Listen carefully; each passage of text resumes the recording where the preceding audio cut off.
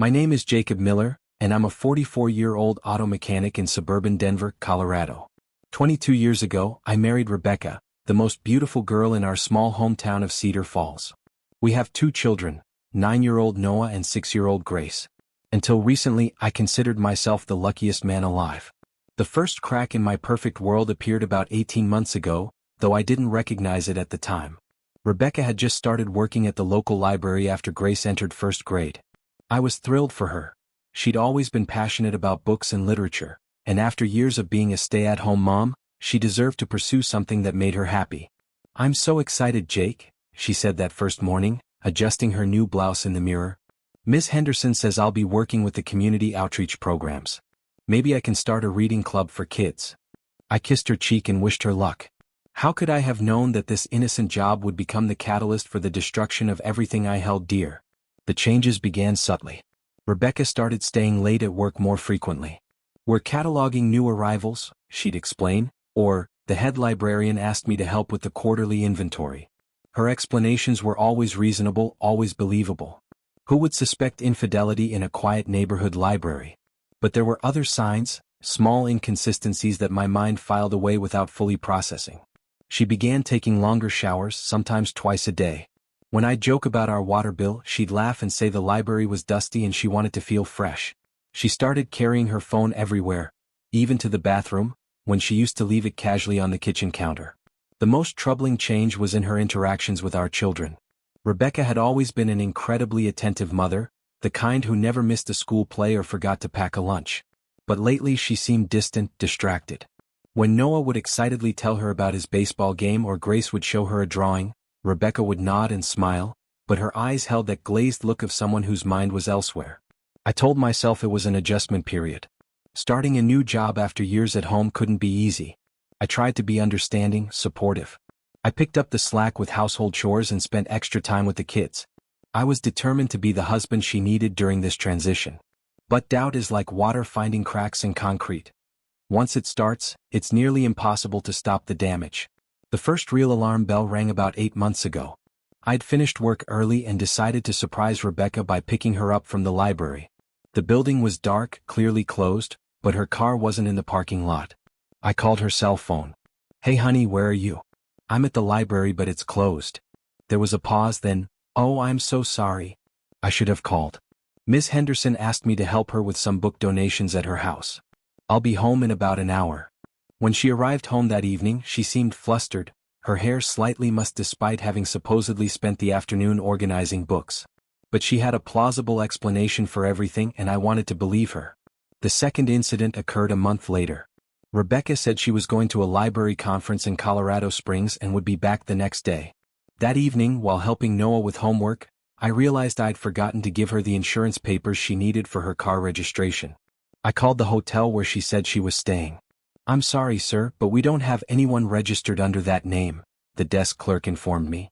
When I confronted her the next day, Rebecca looked stricken for just a moment before explaining that the conference had been moved to a different hotel at the last minute, and she'd forgotten to text me the new information. She even showed me the conference materials she'd brought home. I wanted to believe her. God, how desperately I wanted to believe her. But the evidence kept mounting. Mysterious phone calls that ended abruptly when I entered the room. Unexplained charges on our credit card for restaurants I'd never been to. The way she'd suddenly become interested in her appearance again, buying new clothes and wearing makeup to work when she'd been content with casual attire for years. The breaking point came on a Saturday morning in early October. Rebecca had gone to the grocery store and I was playing with the kids in the living room. Noah was building an elaborate Lego castle while Grace colored at the coffee table. "Daddy," Grace said suddenly, looking up from her picture, "why does Mommy visit that man so much?" My heart stopped. "What man, sweetheart?" "The tall one with dark hair. He's always waiting for Mommy by that big building downtown." I forced my voice to remain calm. "How do you know about this man, Grace?" "I saw them last week when Grandma took us to get ice cream. We drove past that place with all the tall windows and Mommy was there with him." "They were." She scrunched up her face, searching for the right words, hugging really tight. "Like you and Mommy do sometimes, but longer." The room seemed to spin around me. Noah looked up from his Legos, sensing something was wrong. "Daddy, are you okay? You look funny." I managed to smile. "I'm fine, buddy. Just thinking about something." But I wasn't fine. Not even close. That afternoon, after Rebecca returned from the store, I helped her unpack groceries while fighting to keep my voice steady. Every mundane conversation about dinner plans or Noah's upcoming parent-teacher conference felt surreal, like we were actors in a play where only one of us knew the script. That night, after the children were asleep, I lay in bed staring at the ceiling while Rebecca slept peacefully beside me. How long had this been going on? Who was this man? Did she love him? The questions tortured me, but I wasn't ready for confrontation. Not yet. I began paying closer attention to details. Rebecca's work schedule, her moods, her explanations for being late. I started noting inconsistencies in a small notebook I kept hidden in my toolbox at the garage. 3 weeks later, on a Thursday afternoon, Rebecca announced she'd be working late to help with a special literacy event. "Don't wait up," she said, kissing my cheek. "It might run until 9 or 10. After she left, I called the library. "Cedar Falls Public Library, this is Martha speaking." "Hi Martha, this is Jacob Miller, Rebecca's husband. She forgot her reading glasses at home. Could you tell her I'll drop them off?" "Oh, I'm sorry Mr. Miller, but Rebecca isn't working today. She requested Thursday and Friday off for personal time." The world tilted on its axis. "I see. Maybe I misunderstood. Thank you." I hung up the phone with trembling hands. There it was, undeniable proof that my wife was lying to me. That night, when Rebecca came home at 9:30 with stories about the successful literacy event, I nodded and smiled and played the role of the trusting husband. But inside I was dying. I couldn't eat. I couldn't sleep. I found myself staring at my children during breakfast, wondering how this betrayal would affect them. Noah with his serious brown eyes and love of science. Grace with her infectious giggle and artistic soul. They deserved better than this deception. I made a decision that would change everything. Instead of confronting Rebecca directly, I decided to gather concrete evidence. Not for revenge, I'm not that kind of man, but to protect myself and my children in what I now saw as an inevitable divorce. I contacted a private investigator recommended by a colleague at the garage. Detective Raymond Walsh was a former police officer, a no-nonsense man in his 50s with kind eyes and a straightforward manner. "I'm not looking for a smoking gun," I told him during our first meeting. "I just need documentation for legal proceedings." "I understand, Mr. Miller. This is never easy, but you're doing the right thing by getting the facts first." For the next 3 weeks, Detective Walsh shadowed Rebecca on her supposed work days and evening engagements. The photos he eventually showed me were devastating but not surprising. Rebecca with a tall, dark-haired man entering the Marriott downtown. The same couple holding hands in Riverside Park. Intimate conversations over coffee at a small cafe 20 minutes from our neighborhood. Long kisses in the parking lot of an upscale restaurant. "His name is Conrad Harrison," Detective Walsh explained. "He's 38 years old, divorced, works as an insurance adjuster. Has 2 kids of his own who live with his ex-wife in Fort Collins. They've been meeting regularly for approximately 6 months, based on what I could determine. 6 months. While I was worrying about making ends meet and helping Noah with his math homework and reading bedtime stories to Grace, my wife was building a secret life with another man. But Detective Walsh had uncovered something else, something that made the betrayal even more complex. "Mr. Miller, there's something you should know about Mr. Harrison's situation." "What do you mean?" "He's not exactly free to pursue this relationship. His divorce isn't final yet. In fact, he's still legally married and living in the same house as his estranged wife. They're supposedly working on reconciliation." The irony was bitter. My wife was having an affair with a man who was potentially cheating on her with his own wife. Armed with this information, I began planning my next moves carefully. I consulted with a divorce attorney, Margaret Steinberg, a sharp woman in her 40s who specialized in custody cases. "Given the evidence of adultery and deception, you have a strong case for primary custody," she assured me. "Colorado courts prioritize the best interests of the children, and a parent who lies consistently demonstrates questionable judgment. But I wanted to do this right, not just for legal reasons but for my children's emotional well-being. They would need stability and honesty, especially after their world was turned upside down. I also made another decision that would prove crucial later. I started documenting everything about Rebecca's behavior around the children. Her distraction during family dinners. The way she'd step outside to take phone calls. How she'd forgotten Grace's dance recital and missed Noah's science fair presentation. The evidence was mounting that Rebecca had already mentally checked out of our family long before I knew about the affair. The confrontation came on a Friday evening in November. I'd arranged for the kids to spend the night at my parents' house, telling them it was a special sleepover so Mommy and Daddy could have a grown-up conversation. Rebecca was in the living room, curled up on the couch with her phone, smiling at something on the screen. That smile, intimate, secretive, once would have been reserved for me. "Rebecca, we need to talk." She looked up and I saw a flicker of anxiety in her eyes. "About what?" "About us. About our marriage. About Conrad Harrison." The color drained from her face so quickly I thought she might faint. "Jake, I can explain." "Can you? Can you explain why you've been lying to me for months? Can you explain why our daughter saw you kissing another man?" She started crying then, but they weren't tears of remorse. They were tears of someone who'd been caught. "How long have you known? Does it matter? What matters is that Grace saw you with him. Our 6-year-old daughter witnessed her mother betraying her family. She doesn't understand what she saw. She understood enough to ask me why Mommy visits that man so much. She understood enough to describe you hugging him, really tight like Daddy and Mommy do." Rebecca buried her face in her hands. "Oh God, the children?" "Yes, Rebecca. The children. The 2 little people who love and trust you unconditionally. The ones you've been lying to every time you claim to be working late." What followed was an hour of painful revelations. Rebecca admitted the affair had been going on for 7 months. She claimed it started innocently. Conrad was a regular library patron who'd struck up friendly conversations. Those conversations became coffee meetings, which became lunch dates, which became hotel encounters. "I never meant for this to happen, Jake. You have to believe me. What I believe is that you made a choice. Multiple choices. Every lie, every deception, every time you chose him over our family. But the most devastating revelation was still to come. Rebecca, there's something you should know about your Conrad." She looked up, mascara streaking down her cheeks. "He's not divorced. He's married, living with his wife, supposedly working on their marriage." The expression on her face was one I'll never forget, a mixture of shock, humiliation, and crushing realization. "That's impossible," he told me. "He lied to you just like you've been lying to me. Congratulations, Rebecca.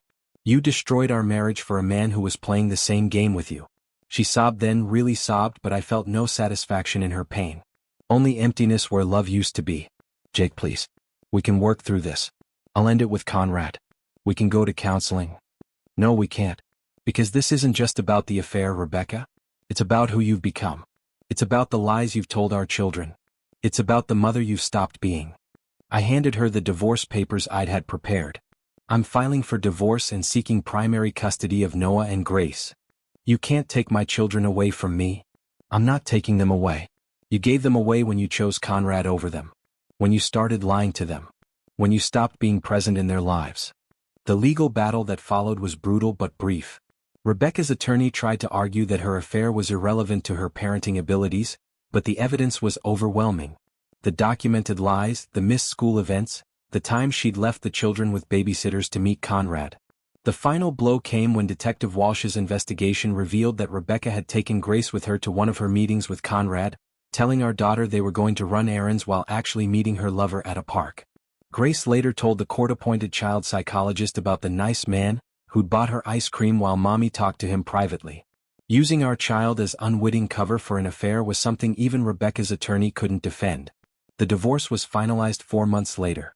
I was awarded primary custody, with Rebecca granted supervised visitation every other weekend until she could demonstrate stable living conditions and consistent behavior. But perhaps the most telling moment came during the custody hearing itself.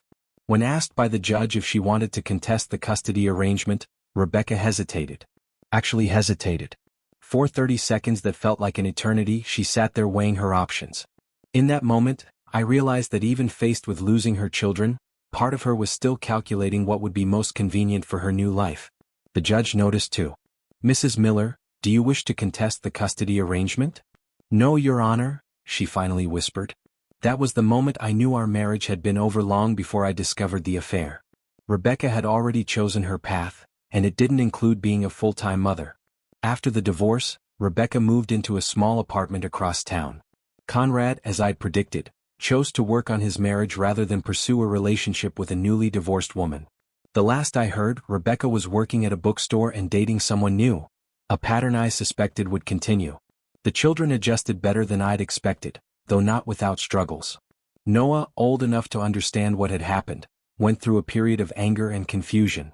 He blamed himself for not being good enough to make Mommy want to stay. Dad, if I'd been better at baseball, would Mom still live with us? Those conversations broke my heart, but they also reinforced that I'd made the right decision. Noah and Grace needed stability, honesty, and a parent who put them first. Grace, being younger, adapted more quickly, but she occasionally asked when Mommy was coming home. Each time, I had to gently remind her that Mommy had her own house now but still loved her very much. The supervised visits were awkward and infrequent. Rebecca would arrive precisely on time and leave exactly when the session ended. There were no spontaneous moments, no natural interactions.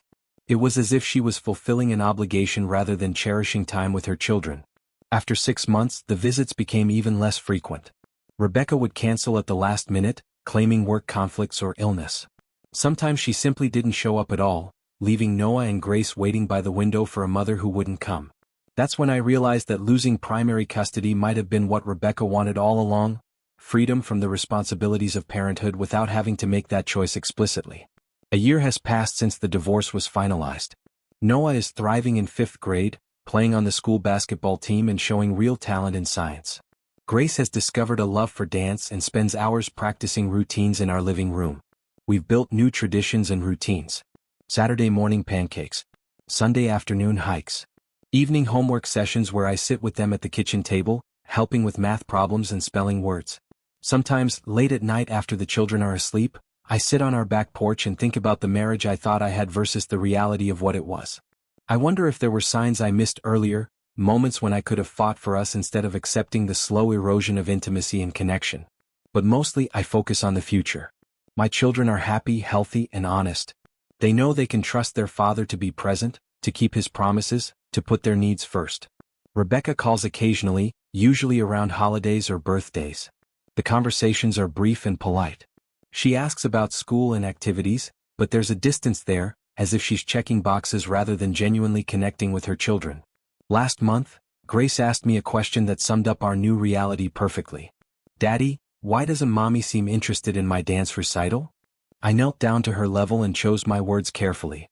"Sometimes grown-ups make choices that are hard to understand, sweetheart. But what matters is that you have people who love you and want to be part of your life. And I will never miss your dance recitals." She hugged me tightly and said, "I know, Daddy. You always keep your promises." That's the difference between being a parent and simply being related to children. Parents show up. Parents keep promises. Parents put their children's needs above their own desires. Rebecca made her choice when she decided that her secret relationship was more important than her family's trust. Every lie she told, every event she missed, every moment she spent building a life separate from us was a choice. The irony is that she lost everything: her marriage, her children, and ultimately Conrad too. She bet it all on a fantasy and ended up alone. But perhaps the most profound realization I've had is that her betrayal, as devastating as it was, revealed something crucial about the kind of father I wanted to be. I learned that love isn't just a feeling, it's a series of actions, choices, and commitments made every single day. When Grace innocently asked about Mommy visiting that man, she unknowingly gave me the information I needed to protect our family from further deception. Children see truth with a clarity that adults often lack. They notice inconsistencies, sense when something is wrong, even if they can't articulate it. That's why I'll always be grateful for Grace's innocent observation. It saved us from years of continued lies and allowed me to build an authentic life with my children, one based on honesty and presence rather than deception and divided loyalties. The garage where I work is filled with broken things that can be fixed and broken things that can't. I've learned to tell the difference. Some damage is superficial, a dent that can be hammered out, a scratch that can be polished away. But sometimes the frame is bent beyond repair, the engine seized beyond saving. My marriage was beyond saving. But my relationship with my children, that was worth fighting for. Rebecca chose Conrad over us. Conrad chose his wife over Rebecca. And I chose my children over everything else. In the end, we all got what we prioritized. Today, Noah scored his first basketball game-winning shot, and Grace performed her first solo dance in the school talent show. I was there for both moments, cheering from the front row, taking pictures and videos to preserve these memories forever. Rebecca wasn't there for either event. But the story doesn't end there. Life has a way of bringing unexpected revelations, even when you think you've closed the book on a chapter. 3 months ago, I received a phone call that changed everything I thought I knew about my marriage's demise. Detective Walsh called me at the garage on a Tuesday afternoon, his voice carrying an unusual tension. "Jacob, I need to see you. There's something about your ex-wife's case that's come to light. Can you meet me at my office?" When I arrived, Walsh looked uncomfortable, shifting papers around his desk before meeting my eyes.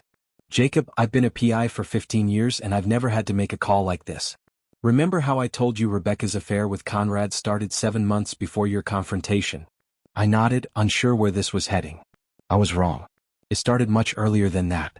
Almost 2 years earlier." The words hit me like a physical blow. "What are you talking about?" Walsh pulled out a thick folder. "A former colleague of mine was investigating insurance fraud cases and stumbled across some information. Conrad Harrison wasn't just cheating on his wife with your Rebecca.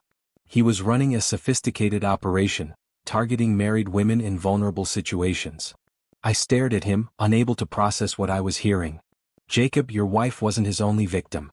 There were at least 4 other women, all married, all with children, all working in community-oriented jobs where they'd encounter Conrad in his professional capacity."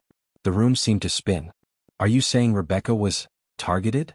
"I'm saying Conrad Harrison is a predator who specifically seeks out married mothers, gains their trust, then manipulates them into affairs while extracting financial benefits.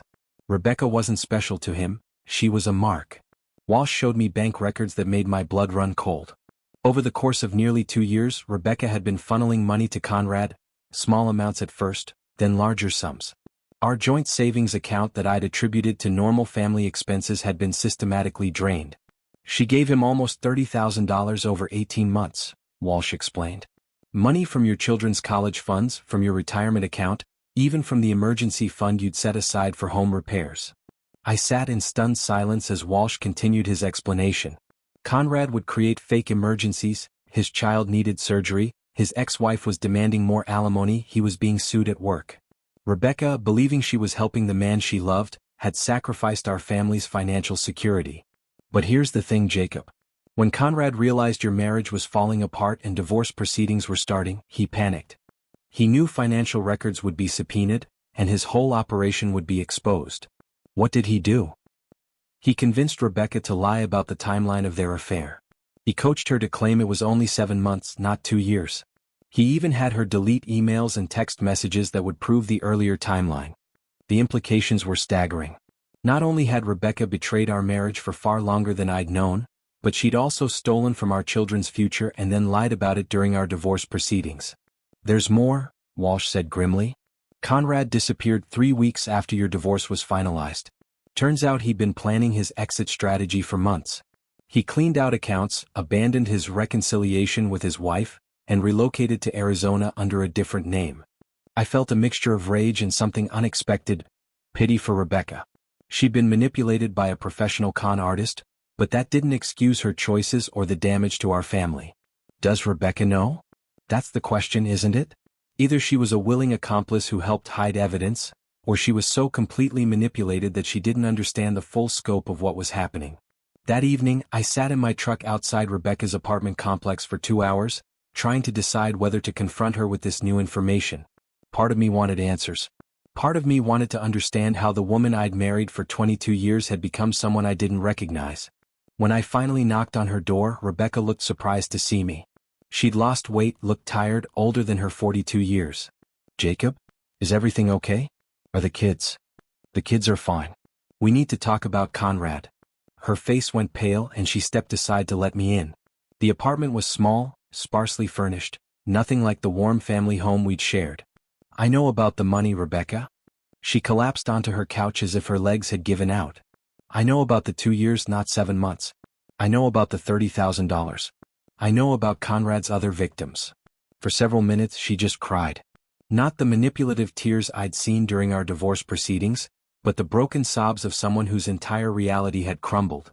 "I thought he loved me," she whispered. "I thought we had something real." "Did you know about the other women?" "No. God, no. Jacob, you have to believe me. I thought I was the only one. I thought he was going to leave his wife and we'd be together."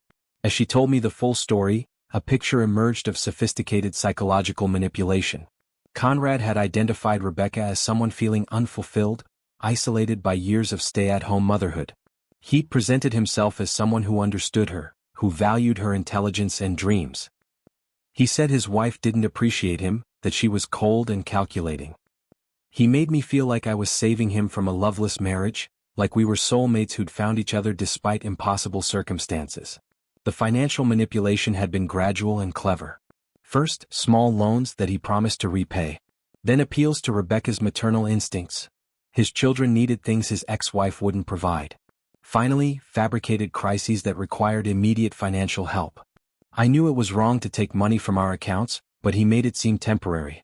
He said once his divorce was final and he got his settlement, he'd pay everything back with interest. "Rebecca, you spent our children's college funds on a man who was lying to you." "I know," she sobbed. "I know, and I hate myself for it. Every single day I think about what I took from Noah and Grace. But Jacob, I was so lost, so lonely. When Conrad paid attention to me, told me I was beautiful and smart and interesting, I felt alive again. I understood then that Rebecca hadn't just betrayed our marriage, she'd been betrayed too. That didn't excuse her choices, but it explained them in a way that was almost more heartbreaking than simple infidelity. Why didn't you tell me the truth during the divorce? Why maintain the lie about the timeline? Conrad said if the real timeline came out, you'd get everything in the divorce. He said I'd lose any chance of custody or financial support. He convinced me that admitting to a 7-month affair was already damaging enough. And you believed him? I was so scared, Jacob. I destroyed everything, and Conrad was the only person who said he still wanted me. When someone promises to help you fix the mess you've made, you listen to them. We talked until midnight, and for the first time since discovering the affair, I saw glimpses of the woman I'd married. Broken, ashamed, but no longer hiding behind lies and justifications. The next day I called my attorney. With the new evidence about financial fraud, we could potentially reopen aspects of the divorce settlement. The money Conrad had stolen could be recovered through insurance claims and legal action against his known assets. But more importantly, I finally understood why Rebecca had seemed to check out of our family long before I discovered the affair. She'd been living in a fantasy world, convinced she was building a future with Conrad while systematically dismantling the life she actually had. When I explained the situation to Noah and Grace in age-appropriate terms, their reaction surprised me. Noah, now 11 and increasingly perceptive, asked if this meant Mommy had been tricked by a bad man. "Something like that," I replied. "Does that mean she might want to be our mom again?" The hope in his voice broke my heart. Despite everything, my children still loved their mother and wanted their family whole. Grace, now 8 and wise beyond her years, had a different question. "Daddy, if someone tricks you into doing bad things, are you still responsible for the bad things?"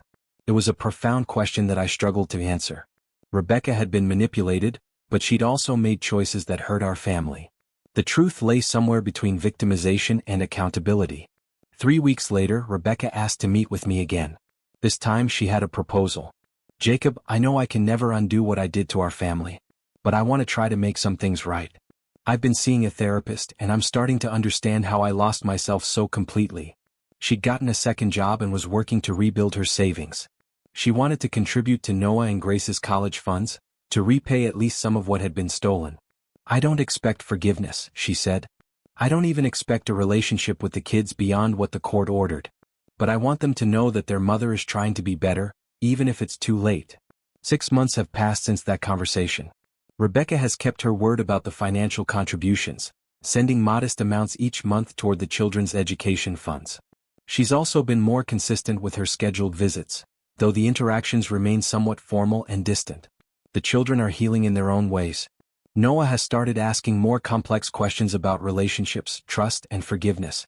Grace has become more protective of our family unit, sometimes expressing worry that I might go away, like Mommy did. As for me, I've learned that healing from betrayal isn't linear. Some days I feel nothing but anger toward Rebecca for what she put our family through. Other days I feel pity for how completely she was deceived and manipulated. Most days I just feel grateful for the life Noah, Grace, and I have built together. The experience taught me that infidelity is rarely just about sex or romance. Often it's about vulnerability, manipulation, and people losing themselves in the fantasy of becoming someone different. Rebecca wasn't just unfaithful, she was psychologically hijacked by someone who saw her insecurities as opportunities. That doesn't excuse the choices she made or the damage to our family. But it helps me understand how a woman who once packed elaborate birthday parties and never missed a school play could become someone who would steal from her children's future. Sometimes Grace still asks why Mommy doesn't live with us anymore. Each time I give her the same answer, Sometimes adults make choices that hurt the people they love, and those choices have consequences that can't be undone. Today, Noah scored his first basketball game-winning shot, and Grace performed her first solo dance in the school talent show. I was there for both moments, cheering from the front row, taking pictures and videos to preserve these memories forever. Rebecca wasn't there for either event, but for the first time I think she genuinely wished she could have been. That tells you everything you need to know about the choices we make, the families we build, and the long journey toward understanding and healing. Thank you for watching the video to the end. Maybe YouTube will no longer offer you my channel, so subscribe to it by clicking subscribe on the right under the video to receive new interesting stories. Also on the right of the video there is a playlist with other interesting stories that you can listen to, and you can also write in the comments what stories you would like to see on the channel.